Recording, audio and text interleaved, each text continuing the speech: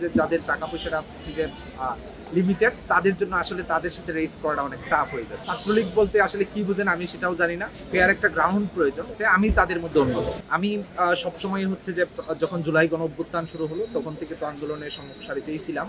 এর পাশাপাশি হচ্ছে যে যখন রমজান মাস শুরু হলো তখন আমি হচ্ছে যে আসলে হচ্ছে যে একবারেই লোয়ার মিডিল ক্লাস ফ্যামিলির একটা ছেলে। সেই জায়গা থেকে আমি সবসময় ভাবতাম যে সেহরির একটা ব্যাপার ছিল, যেখানে বাদারহুড নামক একটা প্রোগ্রাম ছিল, যেখানে ঢাকা বিশ্ববিদ্যালয়ের যে সকল আর্থিকভাবে অসচ্ছল যারা রয়েছে তাদেরকে নিয়ে আমি একটা বাদারহুড প্রোগ্রাম করেছিলাম।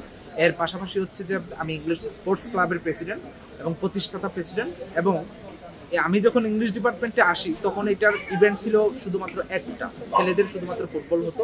বর্তমানে 4টি ইভেন্ট হয় আমাদের এই ব্যাচ টুর্নামেন্টে এবং সেখানে মেয়েদেরও অংশগ্রহণ রয়েছে। এবং এটি এককভাবে আমি করিনি, আমাদের ইংলিশে সম্মিলিতভাবেই করা হয়েছে। বাট যারা সম্মুখ সারি থেকে এটি বাস্তবায়ন করেছে আমি তাদের মধ্যে অন্যতম। দেখেন ওইখানে যারা রয়েছে আসলে প্রত্যেকের জায়গা থেকে আসলে পরীক্ষিত এবং দীর্ঘদিন ধরে তারা হচ্ছে যে শিক্ষার্থীদের অধিকার নিয়ে কথা বলে যাচ্ছে। এবং আমি বেশ কনফিডেন্ট যে ইনশাল্লাহ আমাদের প্যানেল ভালো কিছু করবে।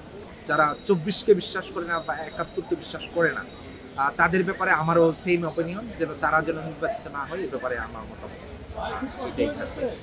এইখানে হচ্ছে যে আমরা দেখতে পাচ্ছি হচ্ছে যে অনেক প্রিভিলেজড মানুষজন রয়েছে যারা হচ্ছে যে আসলে তাদের জন্য যে ফেয়ার একটা গ্রাউন্ড প্রয়োজন ওই ধরনের হচ্ছে না। তারা অনেক বেশি হচ্ছে টাকা পয়সা খরচ করতে পারতেছে।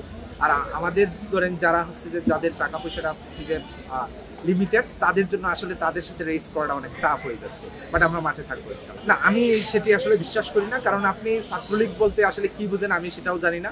কারণ আমি মনে করি জুলাই গণ অভ্যুত্থানের পরে ঢাকা বিশ্ববিদ্যালয়ের যে সকল শিক্ষার্থীরা আপনি যারা হচ্ছে যে আগে আন্দোলনে ছিল তাদেরকে আপনি আবার পুনরায় ছাত্রলীগ আসলে ট্যাগিং করাটা তাদের জন্য আসলে মানহানিকর।